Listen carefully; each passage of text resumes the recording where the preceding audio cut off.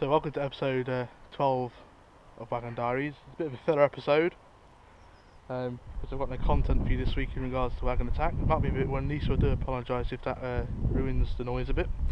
But I thought it was time to show you the Beater Wagon. This is another RT four-wheel drive that I bought last year.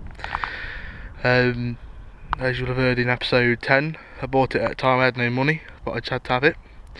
It wasn't in the best of conditions, so I think that time I had a walk around it and I'll show you what it's all about. Now, I haven't cleaned the car in preparation for this video. I do use this car every day. I do some mileage in it. It is abused. So there's the interior. Pretty much standard. As you can see from the factory, they have the already pre-teared seats. It's quite common on these to go. Obviously, as you can see, the passenger seat's absolutely immaculate. It is a four-wheel drive, as you can see by the super low gears. What have we done to it? We've got a steering wheel. This is out of a Honda Concerto. You've probably seen them before or after, but it's a it's a genuine leather steering wheel. Mileage is quite low. It's on what are we on? 90,780 something at the minute, I think. I bought it on 82,000, so I've done about 8,000 miles in a year, which is about average. I always claim to do about 10,000, so that's not too bad. What have we got? Got the rear seats, again a bit of a mess. Car parts stained it. The seats were quite tidy when I bought it, but they've seen better days since they've been in my ownership. Let's have a look in the boot.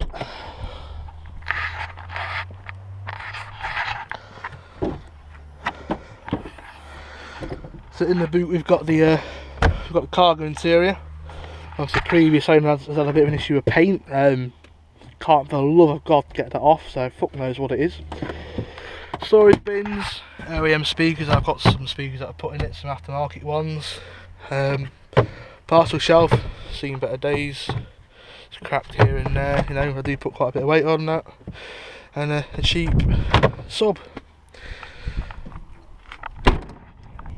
Now when I got the wagon, I didn't have a tow bar, and I really wanted a tow bar for reasons as you'll see in episode 10. So I sourced this one from Mesa Export. Insert shameless plug here. Thanks Ruben for finding it for me and sending it over. A fantastic price. I'd recommend him highly. You what, mate? But yeah, tow bar fantastic. I've used it a couple of times now. Fantastic bit of kit.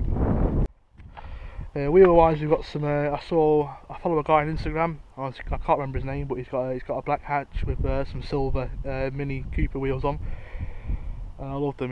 They suited the wagon quite well. So I got a set for a reasonable price. Painted them on a bit of a budget, but fantastic bit of kit, and they look right at home. It doesn't look too modified, but then it doesn't look shit. Looks alright. Now when I got it, the rear arches were arches, fenders. I don't know what you Yanks call them, but I call them arches, as in wheel arch. But basically, all this bit here and all behind the bumper was fiberglass and filler. No actual metal in there, so it's all fiberglass and filler. So that was going to be an MOT fail. So that was the first thing that I had done to the wagon. Joe, once again, did the work on that.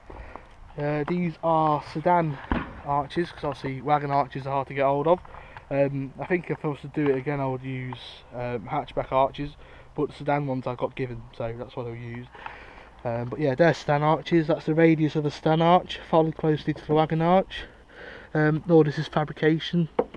Joe did fantastic bit of work there. Again, it's the reason why I chose Joe to do Wagon Attack. And on this side as well,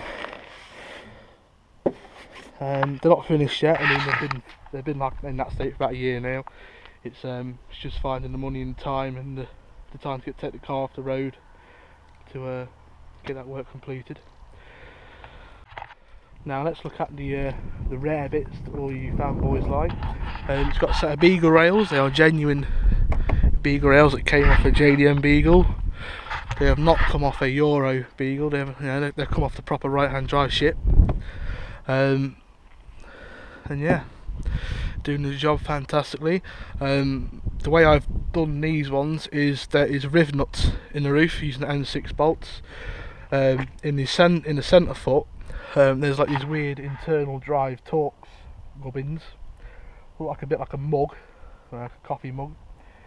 So I basically took those out and I put in some M6 Allen cap screws, which then screw into the riv nuts in the roof, and I put some serious weight on there at some point, and the roof's not warped, not bent, so must be alright. Got a proper two-lay foot pack and roof bars, lockable roof bars, the Akima fairing, which I've modified the foot pack to fit with, well, I won't say modified, there's just basically some plastic rings in there with some insulation, with some electrical tape round, and then cable tied on to make sure I don't move, and that does its job just nice. Coming round to the front, it's got the colour coded bumper that used to be on Wagon Attack. It's got a cheap eBay poly lip that I got from the States. The fog lights are OEM Bosch fog lights. They might be the old Prelude fog lights, I'm not quite sure, but they're all the same at the end of the day. So they're on there. I've missed one thing as well. Going back to the JDM parts, we've got the mud flaps.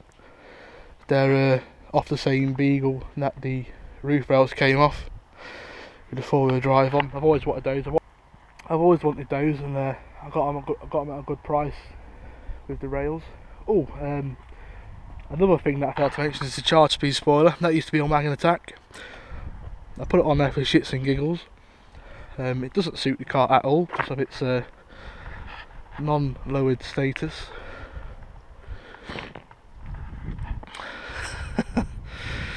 Let's have a quick look under the hood. So here's the engine. It's the standard engine. It's a D16A7, which is the same as the D16A6. It's just the ECU tune, so it hasn't got a cat on it. And it's no modifications at all. It's got cheap oil. It does have a HAMP filter on those. I always use HAMP filters because I'm a scene prop. And apart from the air filter's a drop-in K&N filter, and the airbox has been drilled. But apart from that, it's completely standard. I have used the Beater in competition.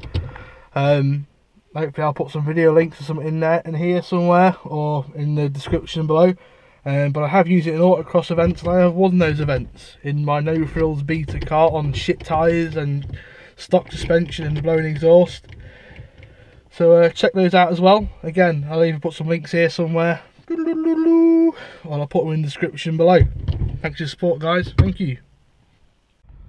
So that's it for episode 12, or the filler episode as I'll call it, until I've done some substantial progress on the Wagon Attack, which will be episode 13 next week. So yeah, thank you very much.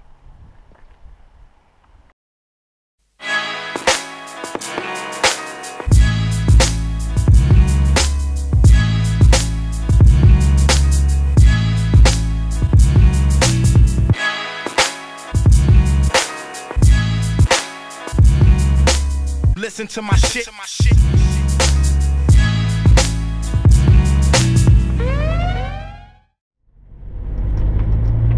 So I've decided, as a little episode bonus, I'll take you all for a spin and show you what some British back roads look like.